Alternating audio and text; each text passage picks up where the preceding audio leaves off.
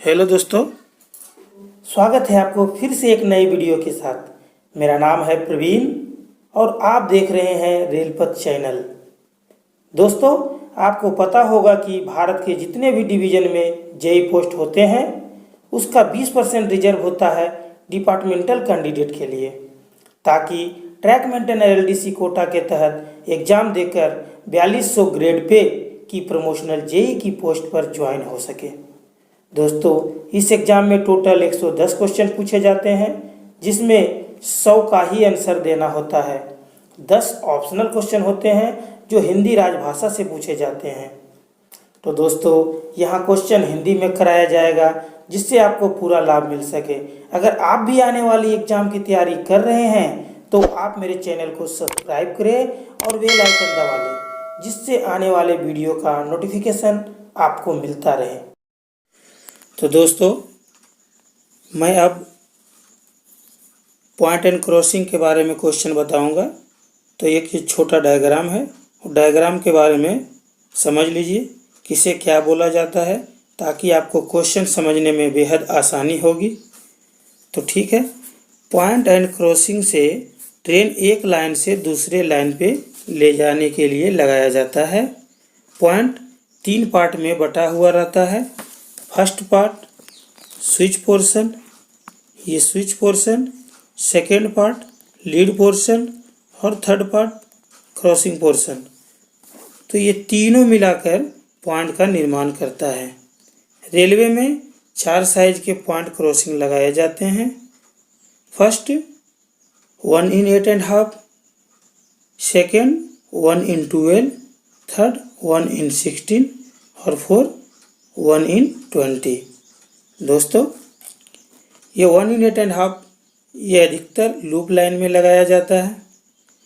इसमें स्लीपरों की संख्या 54 + 13 होता है और 1 in 12 में स्लीपरों की संख्या 83 + 13 होता है और 1 in 16 में स्लीपरों की संख्या 101 + 13 होता है। दोस्तों, इस स्लीपर के बारे में आपको जो जानकारी दे रहे हैं, स्लीपरों के बारे में बहुत बार क्वेश्चन आता है, कौन सा पॉइंट में कितने स्लीपर होते हैं। तो ये आपको जानना बेहद ज़रूरी था, इसलिए मैं बताया हूँ। और ये डायग्राम में किसे क्या बोला जाता है, इसके बारे में थोड़ा समझ लीजिए। दोस्तों, ये फर्स्ट टाइम यहाँ एसआरजे इसको बोला जाता है, एसआरजे। उसके बाद ये दोनों पॉइंट जहाँ से स्टार्ट होती है इसे टो बोला जाता है, इसे टो बोला जाता है, जो कि यहाँ पे लिखा हुआ भी है। और ये दोनों लाइन को मिलाने के लिए एक स्ट्रेचर बार लगाया जाता है।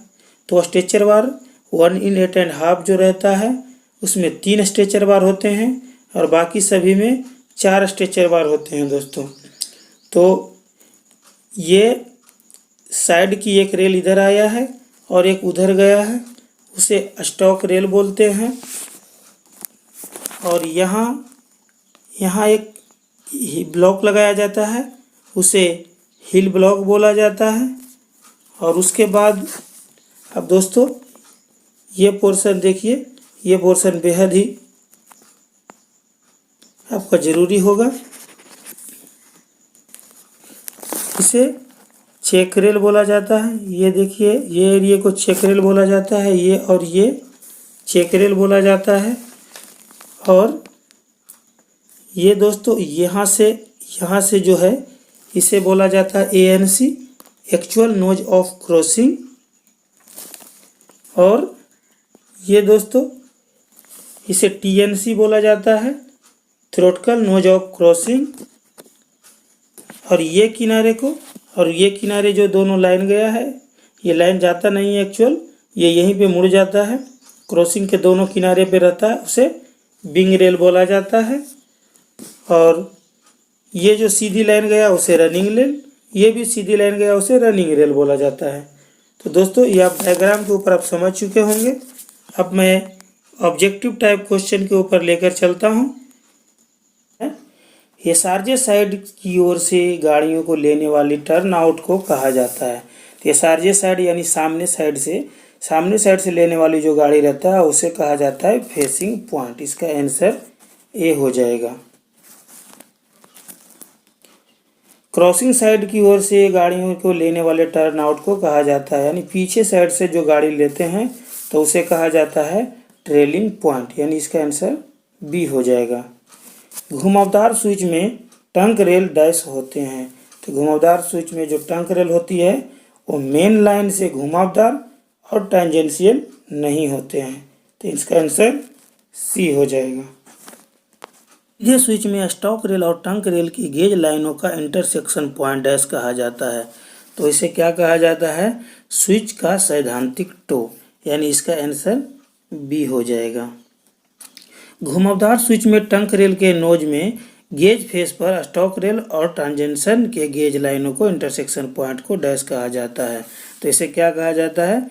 इसे भी स्विच का सैद्धांतिक टो कहा जाता है, इसका आंसर बी हो जाएगा।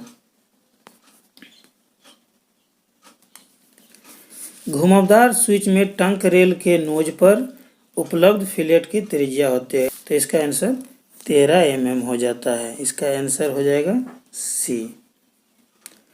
टंक रेल की गेज लाइन और स्टॉक रेल की गेज लाइन के बीच खींची गई काल्पनिक टांजेंट के कोण को डैश कहा जाता है, तो उसे क्या कहा जाता है? स्विच का प्रवेश कोण, इसका आंसर डी हो जाएगा।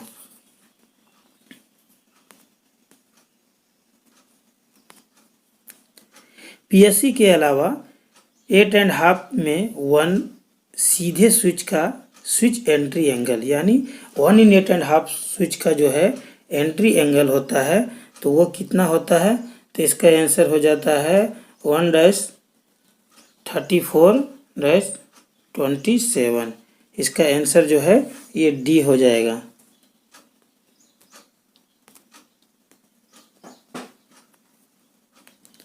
पीएससी पर 8.5 स्विच में घुमावदार स्विच का एंट्री एंगल कितना होता है? तो ये घुमावदार स्विच का एंट्री एंगल जो होता है इसका होता है 0 डिग्री 46 मिनट 59 सेकेंड, यानी इसका आंसर ए हो जाएगा।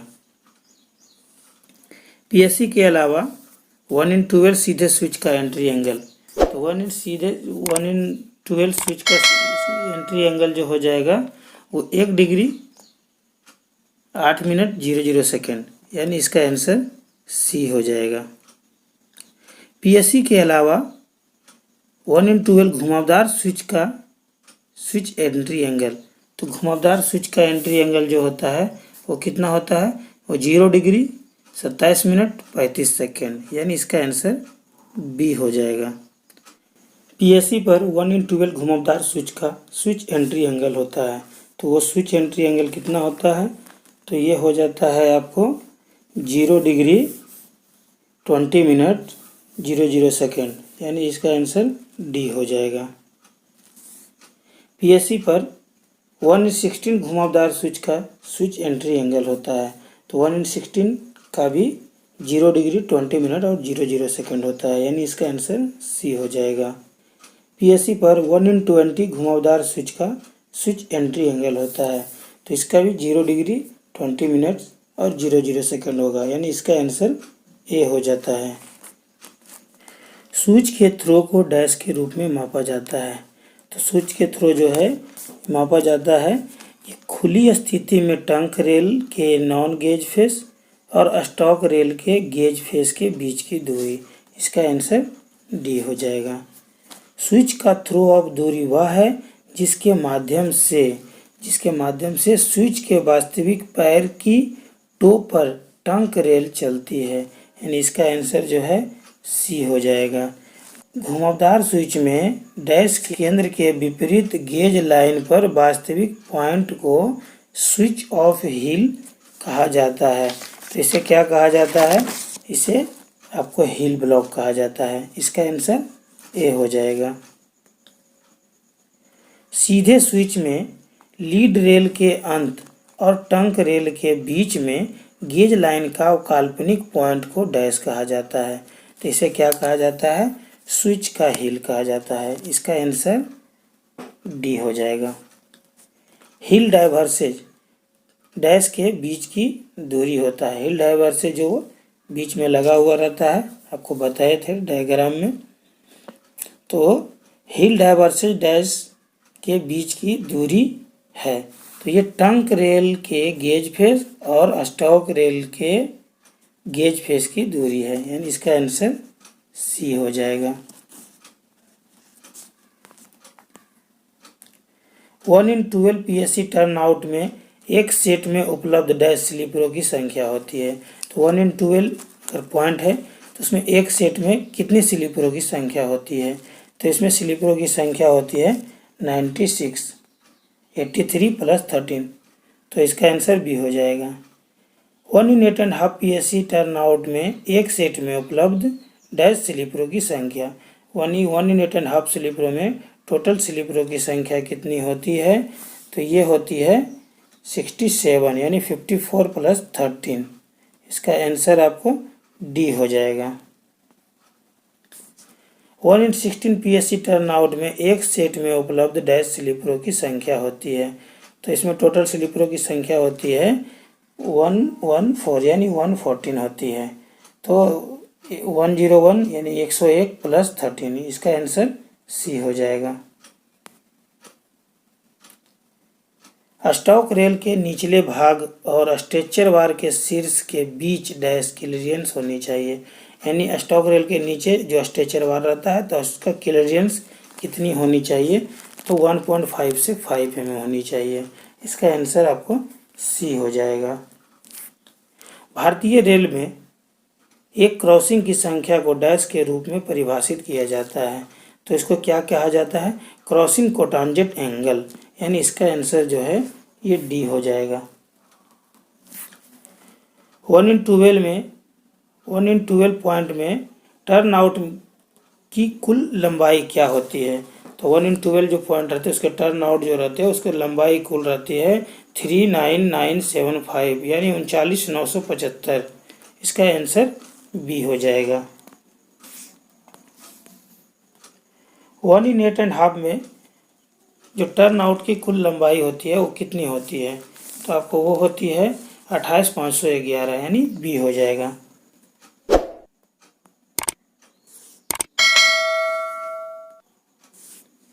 PSC लेआउट के अप्रोच स्लीपरों की संख्या होती है।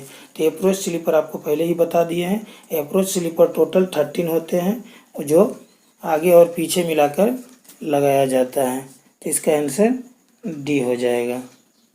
PSC लेआउट में स्विच टो पर विभिन्न स्लीपरों में कैंट डैश से धीरे धीरे घटकर शून्य हो जाता है। तो ये दोस्तों पॉइंट जो पे है जो उसमें कुछ भी कैंट नहीं रहता है, इसमें शून्य रहता है। नॉर्मल स्लीपर पे 1/20 का रहता है। तो 1/20 से घटकर कैसे शून्य हो जाता है तो इसके बारे में पूछ रहा है। तो इसका आंसर बी हो जाएगा।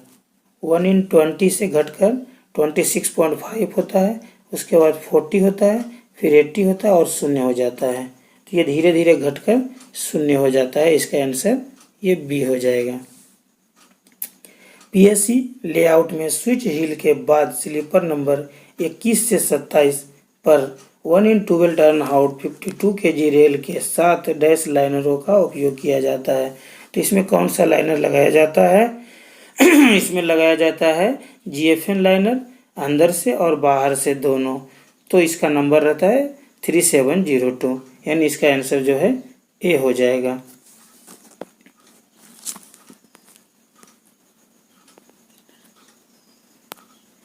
PSC लेआउट में स्लीपरों के चेक रेल स्थान पर 1/20 टर्न आउट 52 kg रेल के साथ लाइनरों का उपयोग किया जाता है। तो वो चेक रेल के पास जो लाइनर लगाया जाता है वो कौन सा लाइनर लगाया जाता है? तो वो GFN लाइनर अंदर और बाहर दोनों साइड से लगाया जाता है।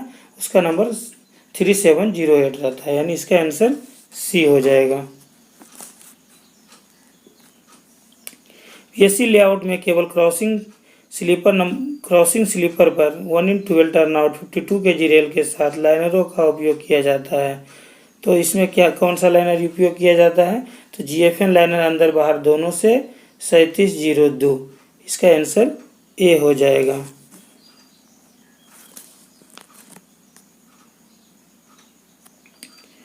पॉइंट को पार करते समय जहां पर कन्वर्जिंग विंग रेल एक दूसरे के सबसे करीब होता है इसे कहा जाता है।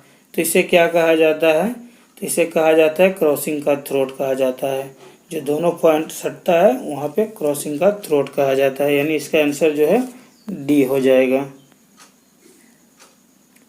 क्रॉसिंग के सैद्धांतिक नोच पर मापी गई क्रॉसिंग की गेज लाइनों के बीच समाहित क्रॉसिंग कोण को डैश कहा जाता है। तो उसे क्या कहा जाता है?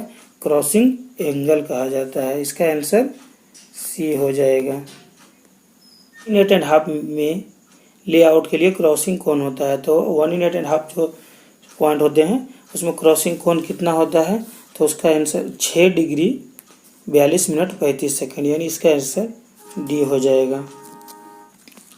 1:12 लेआउट में क्रॉसिंग कोण रहते हैं, तो 1:12 लेआउट में कितने क्रॉसिंग कोण रहते हैं? 4 डिग्री 45 मिनट और 49 सेकंड, यानी इसका आंसर ए हो जाएगा।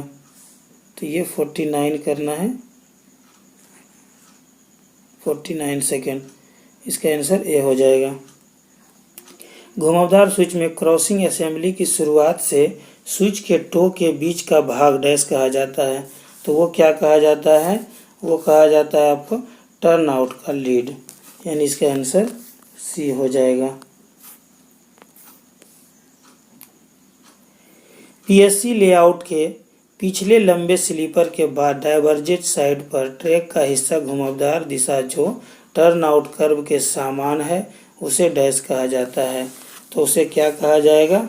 उसे कनेक्टिंग कर्व कहा जाता है। इसका आंसर बी हो जाएगा। पीएससी लेआउट के पिछले लंबे स्लीपर के बाद डाइवर्जेंट साइड पर ट्रैक का हिस्सा घुमावदार दिशा जो टर्न आउट कर्व के विपरीत है उसे डैश कहा जाता है। तो जो विपरीत है उसे कहा जाता है टर्न इन कर्व, यानी इसका आंसर ए हो जाएगा। स्ट्रेचर बार पर उस समय टंक रेलों पर लगाया जाना चाहिए जब, तो यह स्ट्रेचर बार कब लगाया जाना चाहिए? जब दोनों टंग रेल आधे थ्रो पर हो, यानी इसका आंसर डी हो जाएगा। क्रॉसिंग असेंबली में चेक रेल डैश, तो क्रॉसिंग असेंबली में जो है चेक रेल लगाया जाता है। तो वो कैसे लगाया जाता है? क्रॉसिंग के थ्रोट से वास्तविक नोज के बीच अनगाइडेड अंतराल में व्हील को लेटरल गाइडेंस, इसका आंसर जो है सी हो जाएगा। पीएससी लेआउट के लिए चेक रेल के लिए आवश्यक क्लियरेंस, तो ये चेक रेल जो लगाया जाता है उसका पॉइंट पे उसका क्लियरेंस कितनी रहनी चाहिए? तो उसकी रहनी चाहिए 41 से 45 mm, इसका आंसर बी हो जाएगा।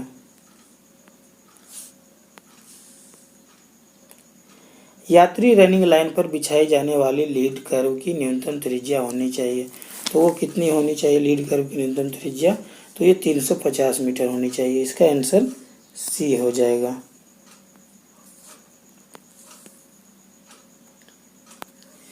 माल रनिंग लाइन पर बिछाई जाने वाली लीड कर्व की न्यूनतम त्रिज्या होनी चाहिए, तो माल रनिंग लाइन पर बिछाई जाने वाली लीड कर्व की न्यूनतम त्रिज्या होनी चाहिए ये 218 मीटर, यानी इसका आंसर डी हो जाएगा। सीधे मेन लाइन के मामले में बिछाई जाने वाली कर्व में मोड़ की न्यूनतम त्रिज्या है, तो ये सीधे मेन लाइन अगर बिछा रहे हैं तो उसकी त्रिज्या हो जाएगा 350 मीटर, यानी इसका आंसर डी हो जाएगा। कर्व में टर्न आउट निकालने के मामले में कर्व की में मोड़ की न्यूनतम त्रिज्या होती है, तो कर्व से अगर टर्न आउट निकाल रहे हैं तो उसकी जो त्रिज्या होती है तो वह होती है 220 मीटर, इसका आंसर ए हो जाएगा। स्टॉक रेल जोड़ और क्रॉसिंग हील पर जंक्शन फिश प्लेट होते हैं, तो वो कैसे होते हैं? तो इसका आंसर हो जाएगा आपको स्टॉक रेल जोड़ और क्रॉसिंग के हील पर जंक्शन फिश प्लेटों की व्यवस्था नहीं की जानी चाहिए, इसका आंसर हो जाएगा आपको बी। पॉइंटों की तरह समान रेल के दोनों ओर रेल की लंबाई कम से कम डैश होनी चाहिए, तो पॉइंट उसमें कम से कम कैसी होनी चाहिए? तो 1 होनी चाहिए, दोनों साइड बराबर होनी चाहिए, इसका आंसर 1 हो जाएगा। और क्रॉसिंग को डीप स्क्रीनिंग और दोनों ओर से 20 मीटर डैश किया जाना चाहिए, तो ये क्या रहता है? इसमें आपको जो 10 साल में एक बार या 500 GMT जो भी पहले हो तो उसमें डीप स्क्रीनिंग किया जाना चाहिए। इसका आंसर आपको ए हो जाएगा। 60 kilogram stock rail vertical wear dash से अधिक नहीं होगा। तो ये आपको जो है 13 mm से अधिक नहीं होना चाहिए। इसका आंसर डी हो जाएगा।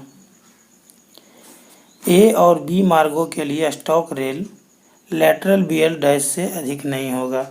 तो ए और बी मार्ग के लिए लेटरल बियर जो है नहीं होनी चाहिए। तो ये कितनी नहीं होनी चाहिए? ये 8 mm। इसका आंसर ए हो जाएगा। सी और डी मार्गों के लिए stock rail vertical wear dash से अधिक नहीं होगा। तो ये कितनी नहीं होगा? तो इसका आंसर आपको 10 mm हो जाएगा। इसका आंसर सी हो जाएगा। प्रत्येक स्टेशन पर लीड कर्व के टर्न आउट में और कर्व वर्साइन में टर्न इनके डिजाइन मूल्य डैश से अधिक नहीं होनी चाहिए। तो आप पॉइंट पे अगर वर्साइन ले रहे हैं तो आप एक स्टेशन से दूसरे स्टेशन ±3 mm से अधिक नहीं होनी चाहिए। इसका आंसर ए हो जाएगा। राजधानी शताब्दी मार्गों पर वर्टिकल बियर डैश सीमा तक पहुंचने के बाद CMS क्रॉसिंग को पुनर्निर्मित किया जाता है। तो इसमें अगर 8 mm घस गया है तो उसे चेंज किया जाता है। इसका आंसर सी हो जाएगा। CMS क्रॉसिंग 52 kg के मामले में बिंग रेल में दिए गए 20-in-1 ढलान में वास्तविक बियर का पता लगाने के लिए वर्टिकल बियर से डैश घटा लिया जाता है। तो CMS क्रॉसिंग में जो घटा हुआ कितना घसा हुआ है उसे पता लगाने के लिए आपको 1/20 का जो कैंट रहता है उसके लिए आपको 52 किलोग्राम में घटा लिया जाना चाहिए। तो 2 mm घटा लेने चाहिए। इसका आंसर आपको डी हो जाएगा। CMS क्रॉसिंग 60 किलोग्राम अगर है तो उसमें आपको वर्टिकल बियर पता लगाने के लिए घटा लिया जाना चाहिए। तो ये 2.5 mm। तो इसका आंसर सी हो जाएगा। GMT के संदर्भ में 60 किलोग्राम फैब्रिकेटेड स्विच तथा क्रॉसिंग का कार्यकाल कितना होता है? तो ये 300 GMT होता है। इसका आंसर सी हो जाएगा। यहाँ पे 200 दिया है तो आपको ये 300 करना होगा। ये 300 GMT कर लीजिए।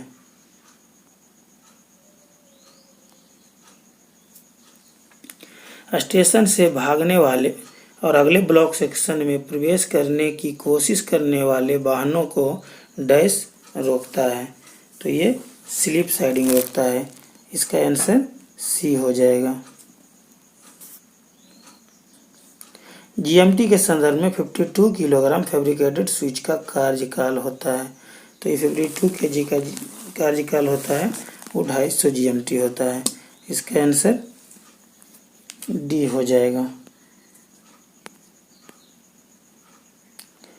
ब्लॉक सेक्शन में आकर स्टेशन में प्रवेश करने की कोशिश करने वाले अनियंत्रित वाहनों को रोकने के लिए डैश की व्यवस्था की जाए। वो क्या व्यवस्था की जाती है? तो ये कैच साइडिंग की। इसका आंसर ये हो जाएगा।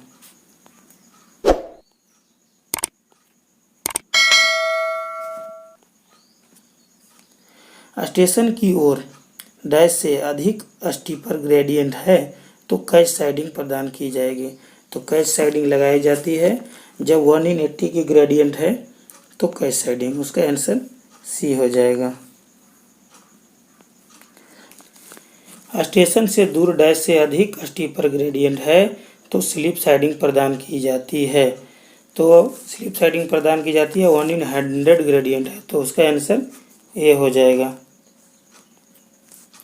जब टर्न आउट कर्व और मेन लाइन कर्व का कर्वेचर एक ही दिशा में होते हैं तो लेआउट को डैश में माना जाता है। तो इसका आंसर हो जाएगा एक समान फ्लेंचर। ए आंसर हो जाएगा। जब टर्न आउट कर्व और मेन लाइन कर्व का कर्वेचर विपरीत दिशा में हो तो लेआउट को डैश में माना जाता है। तो ये विपरीत फ्लेंचर। इसका आंसर बी हो जाएगा। कॉन्ट्रास्ट फ्लेंचर के मामले में cant on turnout dash है। तो ये कैसे है? तो इसका आंसर नेगेटिव रहता है। कॉन्ट्रास्ट फ्लेंजर के मामले में cant on turnout negative होता है। इसका आंसर ए हो जाएगा।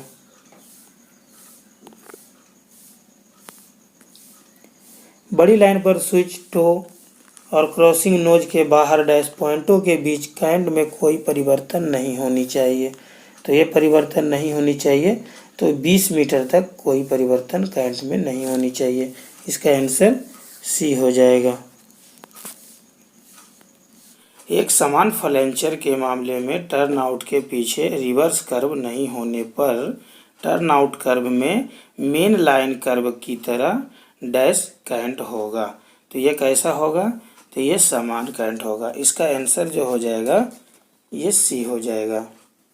एक समान फ्लेंचर के मामले में रिवर्स के पीछे टर्न आउट होने पर टर्न आउट पर कैंट में परिवर्तन अनुमति दी जा सकती है, जो क्रॉसिंग के पीछे शुरू होकर डैश से कम ढलान पर चलती है और मेन लाइन टर्न आउट पर कैंट को अधिकतम डैश तक सीमित रखने की शर्त है। तो ये दोस्तों इसका आंसर 2.8 mm प्रति मीटर और 65 mm, यानी इसका आंसर डी हो जाएगा। तो दोस्त इसका आंसर ये डी हो जाएगा। कम गति वाला ट्रैक जो मेन लाइन या ब्रांच लाइन की तरह रनिंग लाइन या थ्रू लाइन से भिन्न है डैश के रूप में जाना जाता है। तो उसे क्या कहा जाता है दोस्तों? तो उसे साइडिंग कहा जाता है। इसका आंसर ए हो जाएगा। मार्शलिंग साइडिंग की ओर जाने वाली लाइन जिस पर रनिंग लाइन की अनुपस्थिति में गाड़ी की वास्तविक शंटिंग किया जा सकता है, तो उसे क्या कहा जाता है? तो उसे कहा जाएगा आपको शंटिंग नेक, यानी आंसर इसका हो जाएगा ए। साइडिंग वह है जहां होम यार्ड से दूर अगली गाड़ी सेवा के लिए सौंपने से पहले रैकों या इंजनों को रखा जा सकता है। तो उसे क्या कहा जाएगा? तो उसे कहा जाएगा आपको स्टेबलिंग साइडिंग। इसका आंसर हो जाएगा बी।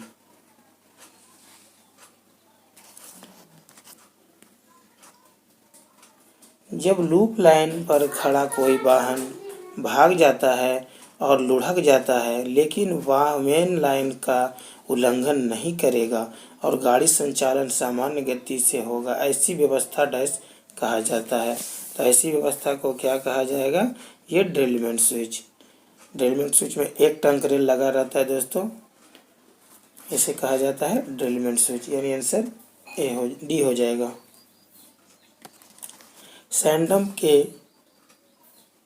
सैंडम में रेल स्तर से ऊपर डैश बालू को बनाया रखा जाएगा। सैंडम में जो है दोस्तों वो 65 mm लूज बालू दिया जाना चाहिए। इसका आंसर बी हो जाएगा। 1.5 स्विच में सैप लेआउट में स्ट्रेचर बारों की संख्या, तो स्ट्रेचर बारों की संख्या कितनी होती है? तो ये 3 होती है। इसका आंसर बी हो जाएगा। ट्रैक जिसमें कोई समानांतर ट्रैक्स मिल जाते हैं उसे कहा जाता है, तो उसे जो बहुत ट्रैक जहाँ पे मिल जाता है तो उसे कहा जाता है गैदरिंग लाइन। इसका आंसर हो जाएगा आपको सी हो जाएगा। 1/8.5 में घुमावदार स्विच पर अनुमेय गति होनी चाहिए। तो 1/8.5 में जो है अनुमानित गति कितनी होती है स्पीड पॉइंट पे? तो ये 15 की स्पीड होती है। इसका आंसर ए हो जाएगा। 1/12 घुमावदार स्विच पर अनुमेय गति, तो 1/12 स्विच पे गति कितनी होनी चाहिए? तो ये होनी चाहिए आपको 30 किलोमीटर प्रति घंटा। इसका आंसर हो जाएगा सी हो जाएगा, 30 किलोमीटर प्रति घंटा।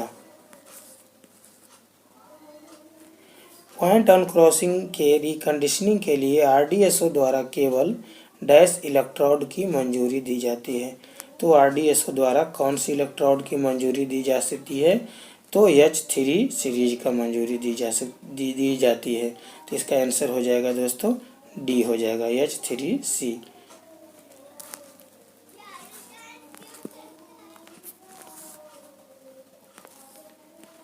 H3C सीरीज इलेक्ट्रोड में डैश यातायात वाहन प्रदान करने की क्षमता होती है। तो H3C जो इलेक्ट्रोड होती है उसमें वाहन क्षमता जो होती है 50 GMT सहने की क्षमता होती है। इसकी आंसर डी हो जाएगा।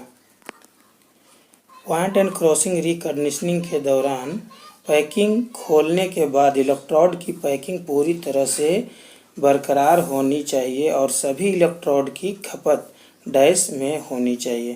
तो अगर आप रिकंडीशनिंग पैकिंग इलेक्ट्रोड की खोल देते हैं तो आपको ये 6 घंटे के अंदर ख़त्म कर देनी है।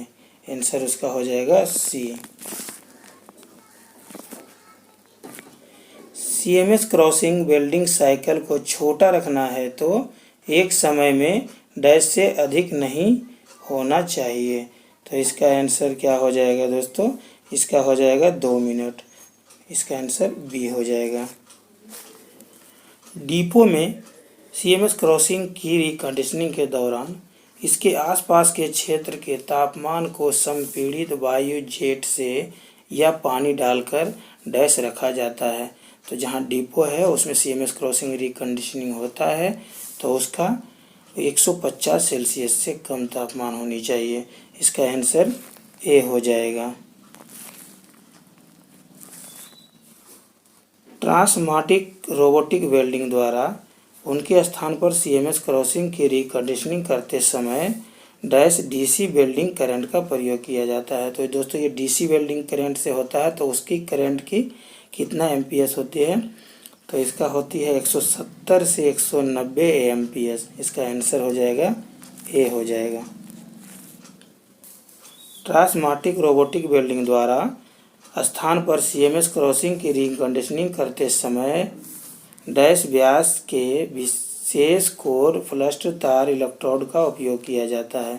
तो उसमें जो तार का उपयोग किया जाता है वो कितना व्यास वाला तार होता है? तो वो होता है दोस्तों 1.6 यानी इसका आंसर हो जाएगा सी। टंक रेल वियर के मामले में डैश स्थानों पर मापा जाना है। हील की ओर हर डैश से शुरू करते हुए एक तक ऐसा करना है। तो दोस्तों अगर टंक रेल का वियरिंग मापना है तो आपको 7 जगह पे 100 में मापा जाता है, यानी इसका आंसर सी हो जाएगा। एसआरजे मशीनीकृत जोड़ और हील जोड़ से डैश अंतराल होना चाहिए। तो वो कितनी अंतराल होनी चाहिए? तो एसआरजे मशीनीकृत जोड़ और हील जोड़ में 0 का अंतराल होना चाहिए। आंसर उसका डी हो जाएगा दोस्तों। बड़ी लाइन PSC टर्न आउट और लेवल क्रॉसिंग में चेक रेल क्लियरेंस होनी चाहिए। तो वो कितनी होनी चाहिए? पॉइंट एंड क्रॉसिंग में और लेवल क्रॉसिंग LC गेट में, इसका दोनों का होनी चाहिए। तो पॉइंट एंड क्रॉसिंग में होनी चाहिए 41 से 45 और गेट के पास होनी चाहिए 51 से 57। इसका आंसर दोस्तों डी हो जाएगा।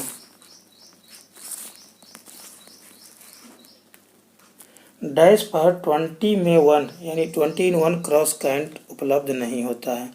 तो दोस्तों पॉइंट में कोई भी कैंट नहीं रहता है। इसका आंसर डी हो जाएगा।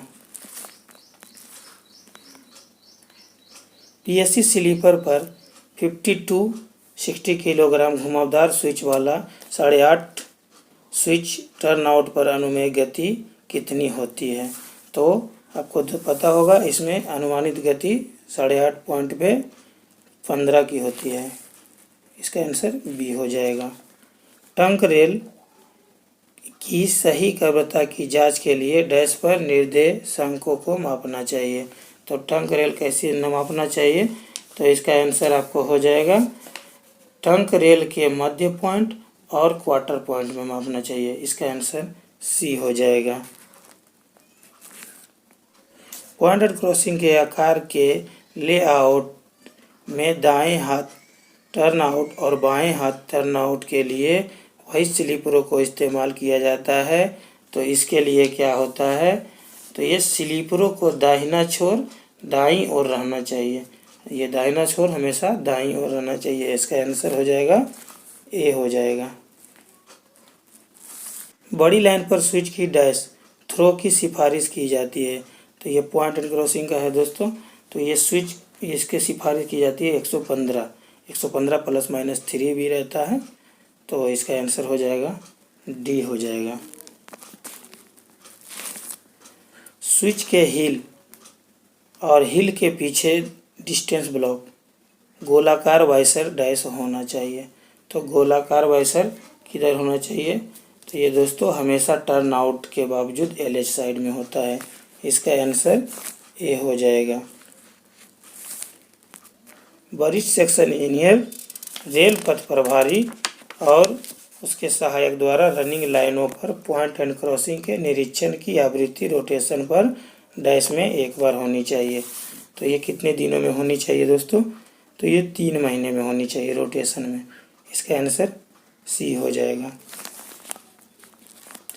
सीनियर सेक्शन इंजीनियर रेल पथ प्रभारी और उनके सहायक द्वारा गैर रनिंग लाइनों पर पॉइंट एंड क्रॉसिंग का निरीक्षण बारंबारता की अवधि में होनी चाहिए। तो ये कब होनी चाहिए? तो इसमें 6 महीने में एक बार होनी चाहिए। तो इसका आंसर डी हो जाएगा। 1 in 8.5 स्विच घुमावदार में अनुमेय गति प्रति किलोमीटर घंटा और 1 in 12 घुमावदार स्विच में प्रति किलोमीटर घंटा होनी चाहिए। तो 1 in 8.5 में 15 की स्पीड होती है और 1 in 12 में 30 की स्पीड होती है। तो इसका आंसर ए हो जाएगा। क्रॉसिंग की नोज बिंग रेल पर अनुमेय अधिकतम वियर है। तो वो अधिकतम वियरिंग कितनी होनी चाहिए? तो ये 10 mm तक होनी चाहिए। इसका आंसर डी हो जाएगा। स्विच में शामिल है। तो स्विच में क्या क्या शामिल रहता है दोस्तों? तो ये स्ट्रेचर बार के साथ टंग रेल की जोड़ी। इसका आंसर बी हो जाएगा। ये कर्व की त्रिज्या ज्ञात लंबाई के एक कार्ड वर्साइन की गणना करते हुए इस समीकरण द्वारा कर्व की रेडियस निर्धारित की जाती है। तो दोस्तों ये कर्व की जो रेडियस निकाली जाती है तो वो किस फार्मूले के तहत निकाली जाती है? तो इसका आंसर आपको हो जाएगा आर बराबर 125 c²/v। ये दोस्तों बहुत इम्पोर्टेंट क्वेश्चन है, आप इसको याद करना ही पड़ेगा। आर बराबर 125 c²/v। इसका आंसर ए हो जाएगा।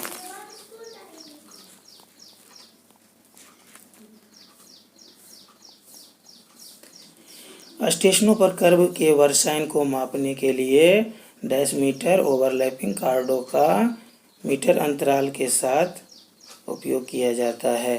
तो अगर ये कर्व मापना है तो आपको 20 मीटर की डोरी होनी चाहिए और 10-10 मीटर पे मापा जाता है। तो इसका आंसर ए हो जाएगा।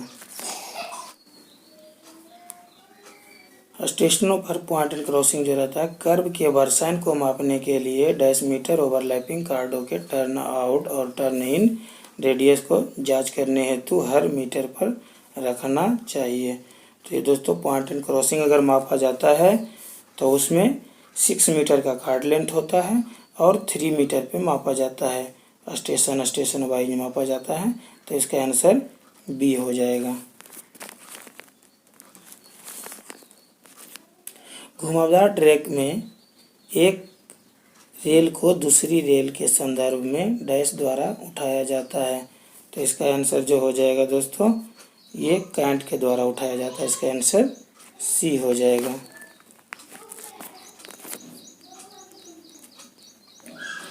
घुमावदार ट्रैक के चाप से कार्ड के मध्य पॉइंट पर मापी गई लंबवत दूरी तो वो क्या कहलाएगा? तो ये कहला जाएगा आपको वर्साइन बोले तो आंसर सी हो जाएगा दोस्तों। ऊर्ध्वाधर तल के गोलाकार कर्व डैश कहा जाता है। तो ऊर्ध्वाधर तल के बोले तो हाइट वाला ऊर्ध्वाधर तल में गोलाकार कर्व डैश कहा जाता है। तो ये आपको कहा जाता है दोस्तों ऊर्ध्वाधर कर्व यानी आंसर बी हो जाएगा। गाड़ी संतुलन गति से अधिक गति पर कर्व के चारों ओर घूमने से डैश होता है।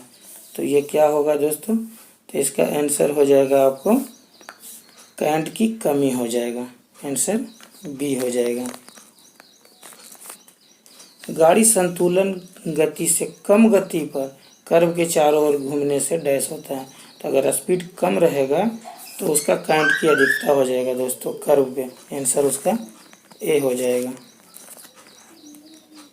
ज्ञात लंबाई के संक्रमण में डैश द्वारा करंट को बढ़ाया या घटाया जाता है। तो ये करंट की ग्रेडियंट द्वारा बढ़ाया या घटाया जाता है ट्रांजिशन को। इसका आंसर हो जाएगा बी।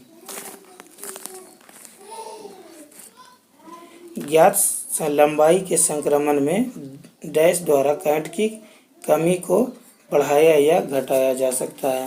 तो इसका आंसर करंट की कमी ग्रेडियंट। आंसर ए हो जाएगा। घुमावदार ट्रैक पर चलते समय वाहन पर कार्य करने वाले बाहरी बल को डैश कहा जाता है। तो इस पर कौन बल लगता है दोस्तों? तो ये लगता है सेंट्रीफ्यूगल बल, यानी आंसर इसका सी हो जाएगा। घुमावदार ट्रैक पर वाहन के संचालन के दौरान जिस गति पर सेंट्रीफ्यूगल बल विकसित होता है और उपलब्ध करंट द्वारा बिल्कुल संतुलित होता है वो डैश कहा जाता है।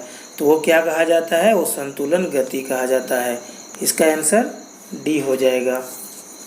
कर्वेचर की त्रिज्या वास्तविक करंट की कमी, करंट की अधिकता और संक्रमण की लंबाई को ध्यान में रखते हुए कर्व पर अनुमत उच्चतम गति डैश होगा। तो वो क्या होगा दोस्तों? तो वो कर्व की अधिकतम अनुमेय गति हो जाएगा। इसका आंसर ए हो जाएगा। संक्रमण कर्व से गुजरने वाले वाहन की अधिकतम अनुमेय गति जिस दर पर करंट को प्रति सेकंड बढ़ाया या घटाया जाता है डैश कहा जाता है। तो वो क्या कहा जाएगा दोस्तों? यह कहा जाता है करंट के परिवर्तन की दर, यानी इसका आंसर बी हो जाएगा।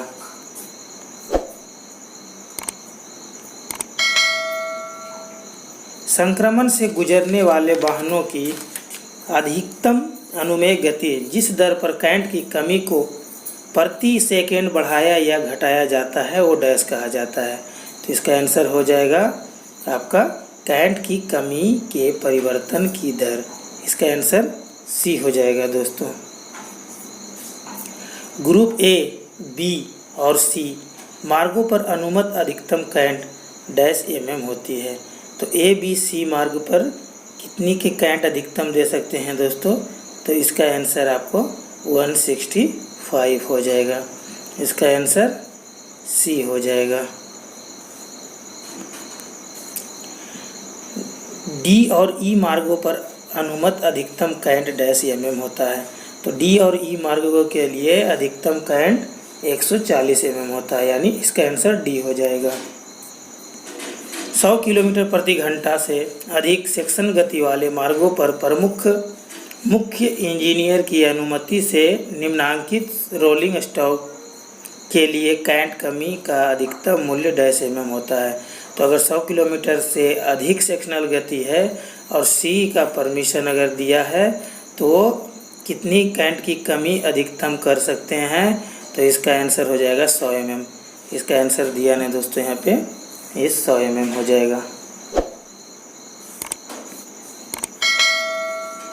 100 किलोमीटर प्रति घंटा से कम सेक्शनल गति वाले मार्गों पर करंट का अधिकतम मूल्य डैश है। तो उसका क्या आंसर हो जाएगा? उसका आंसर हो जाएगा आपको 75 mm। इसका आंसर सी हो जाएगा। सभी मार्गों पर करंट की अधिकता का अधिकतम मूल्य डैश mm होता है। तो इसका कितना होता है? 75 mm, यानी डी आंसर हो जाएगा। कंपाउंड कर्व विभिन्न त्रिज्या वाले दो गोलाकार कर्वों से बनता है, लेकिन कर्विंग डैश दिशा में होता है। तो इसका क्या आंसर हो जाएगा दोस्तों? तो ये समान दिशा में होनी चाहिए। इसका आंसर ए हो जाएगा।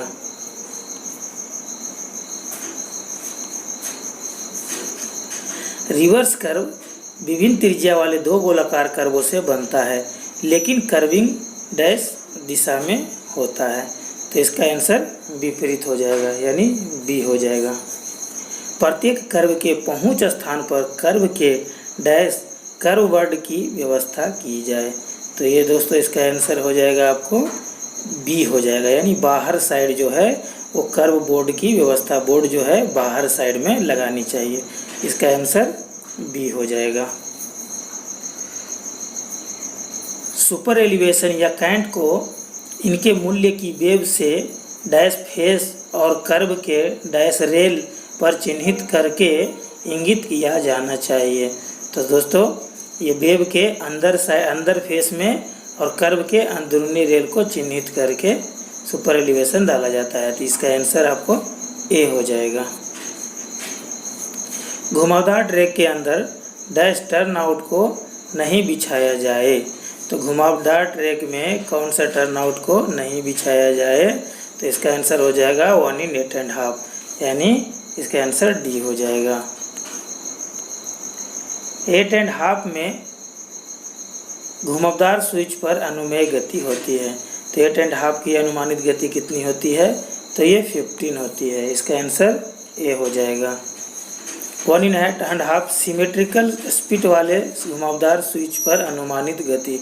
तो दोस्तों एक सिमेट्रिकल स्विच होता है 1 in 8.5 में, जो एक ही तरफ मुड़ा हुआ रहता है, तो उसमें अनुमानित गति होती है 30 किलोमीटर प्रति घंटा। इसका आंसर सी हो जाएगा। 1 in 8.5 घुमावदार स्विच पर अनुमानित गति। तो 1 in 8.5 का अनुमानित गति होता है ये 30 किलोमीटर प्रति घंटा होता है। इसका आंसर सी हो जाएगा। 1 in 12 TWS स्विच के लिए अनुमानित गति किलोमीटर प्रति घंटा होती है। तो TWS स्विच 1 in 12 जो रहता है इसकी किलोमीटर घंटा होती है 50 किलोमीटर प्रति घंटा। इसका आंसर नहीं दिया है, आप 50 किलोमीटर प्रति घंटा आप लिख लीजिए। अतिरिक्त शोल्डर गिट्टी प्रदान की जानी चाहिए। तो टर्न इन कर्व जो होता है वो पॉइंट के अंदर में वो बोला जाता है। तो यहाँ पे कितनी गिट्टी होनी चाहिए? तो 245 mm होनी चाहिए। इसका आंसर आपको बी हो जाएगा। तो यहाँ पे बी में 150 दिया है, आप 245 mm इसे कर लीजिए। 245 mm। ग्रेडों के बीच का बीजगणितीय अंतर डैश mm प्रति मीटर के बराबर या अधिक होने पर केवल ग्रेड के जंक्शन पर वर्टिकल कर्व की व्यवस्था की जाए। तो इसका आंसर आपको हो जाएगा 4 mm प्रति मीटर के बराबर या उससे अधिक ग्रेड जंक्शन है तो वहाँ पे एक कर्व की व्यवस्था की जाए। इसका आंसर सी हो जाएगा। समूह ए मार्ग के लिए वर्टिकल कर्व का न्यूनतम त्रिज्या डैश मीटर होनी चाहिए। तो ए मार्ग के लिए आपको 4000 न्यूनतम त्रिज्या होती है, 4000 मीटर। इसका आंसर डी हो जाएगा। समूह बी मार्ग के लिए वर्टिकल कर्व का न्यूनतम त्रिज्या। तो बी मार्ग के लिए आपका जो है न्यूनतम त्रिज्या हो जाएगा, इसका आंसर हो जाएगा 3000। इसका आंसर सी हो जाएगा। समूह सी व डी और ई मार्गों के लिए वर्टिकल कर्व का न्यूनतम त्रिज्या डैश मीटर होती है। तो इसके लिए हो जाता है 2500। आंसर बी हो जाएगा। कर्व के पुनः संरेखन के मापदंड में 160 किलोमीटर प्रति घंटा और 110 किलोमीटर प्रति घंटा तक की गति वाली लाइनों पर भरसाइन के स्टेशन से स्टेशन की विविधता की सीमाएं गोलाकार भाग पर औसत भरसाइन का डैश mm या है जो भी डैश हो। तो ये बोला जा रहा है दोस्तों, अगर 110 किलोमीटर से ऊपर और 160 किलोमीटर तक अगर कोई लाइन है तो उसमें अगर भरसाइन जो है चेंज स्टेशन से स्टेशन के बीच में ये 10 mm से अधिक नहीं होनी चाहिए या फिर वो भरसाइन से 20% से अधिक नहीं होनी चाहिए। तो इसका आंसर आपको ए हो जाएगा दोस्तों। ये क्वेश्चन में बोला जा रहा है अगर 110 किलोमीटर प्रति घंटा वाला लाइन है तो उसमें भरसाइन में स्टेशन से स्टेशन की भिन्नता कितनी होनी चाहिए? तो ये जो है आपको 15 mm से अधिक नहीं होनी चाहिए और उस जो है दिया हुआ है तो 20% से अधिक नहीं होनी चाहिए, यानी इसका आंसर सी हो जाएगा। आपको 20% तो हमेशा रहेगा दोस्तों, ये mm में आपको ध्यान देना है। इसका आंसर सी हो जाएगा। तो दोस्तों अगर 50 किलोमीटर प्रति घंटा तक से अधिक और 110 किलोमीटर प्रति घंटा से कम वाला अगर लाइन है तो दो स्टेशनों के बीच भरसाइन की अगर जो अधिक या कम होनी चाहिए, तो ये आपको 20 mm से अधिक नहीं होनी चाहिए। और 20% तो आपको हमेशा रहेगा दोस्तों, 20% या फिर 20 mm। इसका आंसर आपको डी हो जाएगा। अगर 50 किलोमीटर प्रति घंटा से कम गति वाले हैं तो दो स्टेशन के बीच वर्साइन की अगर चेंजेस हो सकती है तो वो कितनी हो सकती है, तो आपको आंसर 40 mm तक अलाउ है दोस्तों। 40 mm से अधिक नहीं होनी चाहिए या फिर 20% से अधिक नहीं होनी चाहिए, तो इसका आंसर ए हो जाएगा। त्रिज्या वाले कर्व पर चेक रेल प्रदान की जानी है, तो कितने डिग्री की अगर कर्व है तो आपको चेक रेल डालना कंपलसरी है दोस्तों। तो ये अगर 8 डिग्री से ऊपर कर्व है तो आपको चेक रेल डालना ज़रूरी है। चेक रेल का गैप कितना रहता है दोस्तों, तो उसमें 44 mm रहता है, तो इसका आंसर ये हो जाएगा। क्रॉसिंग हिल और बगल के ट्रैक के बाद टर्न आउट कर्व को जोड़ने वाले कर्व को डैश कहा जाता है, तो इसे क्या कहा जाता है, तो इसे कहा जाता है टर्न इन कर्व, तो इसका आंसर बी हो जाएगा। पॉइंट ऑन क्रॉसिंग में डैश रेल जंक्शन पर या डैश क्रॉसिंगों पर कोई जंक्शन फिश प्लेट नहीं होनी चाहिए, तो इसका आंसर आपको क्या हो जाएगा, स्टॉक जहाँ पे स्टॉक रेल रहता और हिल के पास ये जो है कोई भी जॉइंट या फिश प्लेट नहीं होनी चाहिए, तो इसका आंसर सी हो जाएगा। सी दोस्तों, सी हो जाएगा। पॉइंट एंड क्रॉसिंग में स्विच संयोजन के डैश साइड पर अवश्य स्पेरिकल बासर की व्यवस्था की जाए, तो स्पेरिकल बासर की व्यवस्था जो है आपको ये लेफ्ट साइड में किया जाता है, इसका आंसर ये हो जाएगा। लीडिंग स्ट्रेचर बार पर शीर्ष और स्टॉक रेल के निचले हिस्से के बीच का अंतराल होती है, तो आपको ये कितना अंतराल होती है, तो इसका आंसर हो जाएगा 1.5 से 5 mm के बीच में होनी चाहिए, इसका आंसर डी हो जाएगा। स्विच ऑन वियर को टंक रेल के ग्रीजिंग से कम किया जा सकता है, तो ये ग्रीजिंग से क्या कम किया जा सकता है, तो ये गेज फेस को, आंसर सी हो जाएगा दोस्तों।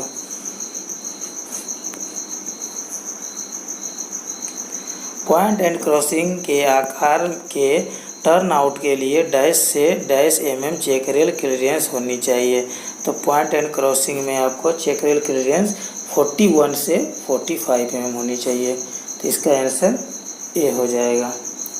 विंग रेल या क्रॉसिंग नोज पर अधिकतम अनुमेय वर्टिकल वियर डैश mm होगा, तो इसका वर्टिकल वियर कितनी होती है, तो इसका होती है 10 mm, इसका आंसर डी हो जाएगा।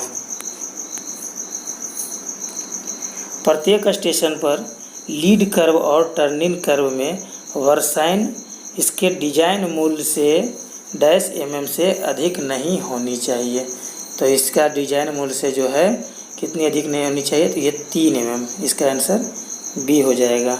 अगर आप पॉइंट पे वर्साइन देख रहे हैं तो 3 mm से एक वर्साइन से दूसरे वर्साइन में चेंजेस नहीं होनी चाहिए, तो इसका आंसर बी हो जाएगा।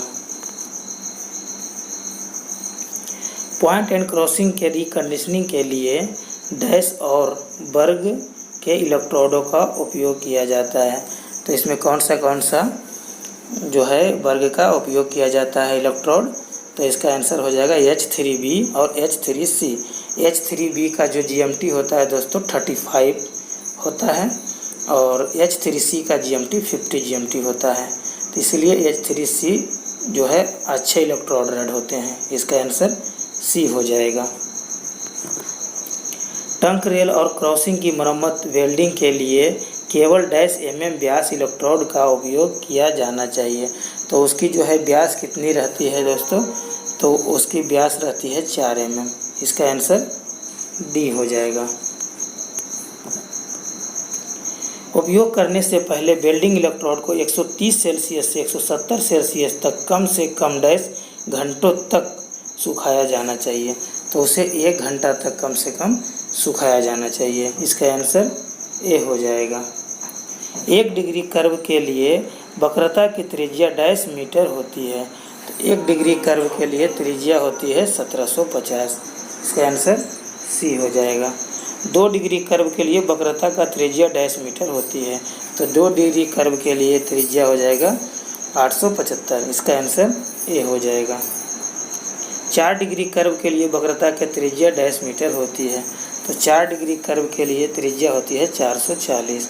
इसका आंसर डी हो जाएगा। 175 मीटर रेडियस कर्व की डिग्री क्या होगी? तो 175 मीटर कर्व की जो डिग्री होगी वो 10 डिग्री कर्व होगी। इसका आंसर बी हो जाएगा। 875 मीटर रेडियस कर्व की डिग्री क्या होगी? तो 875 मीटर रेडियस कर्व की डिग्री जो होगी 2 डिग्री हो जाएगी। एक कर्व पर अनुमेय अधिकतम का फॉर्मूला क्या है? तो इसका फॉर्मूला दोस्तों ये है v = 0.27। इसका आंसर ए हो जाएगा।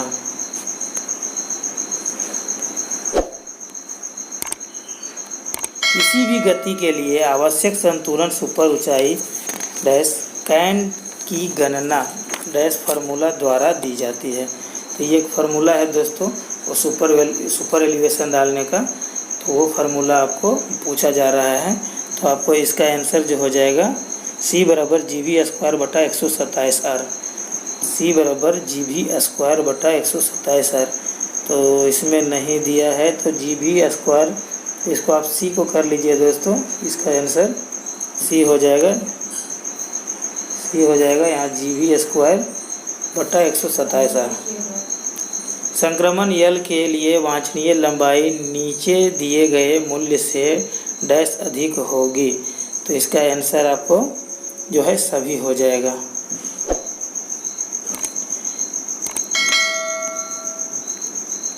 घुमावदार ट्रैक में आमतौर पर डैश रेल को रेल से ऊपर उठाया जाता है। तो घुमावदार ट्रैक पर जो है आपको बाहरी रेल आंतरिक रेल से ऊपर उठाया जाता है। इसका आंसर हो जाएगा ए हो जाएगा। कर्व में मोड़ पर बनाए रखने वाली ट्रैक टॉलरेंस तो जो इसका होती है आपको मेन लाइन मानकों के अनुसार। इसका आंसर सी हो जाएगा।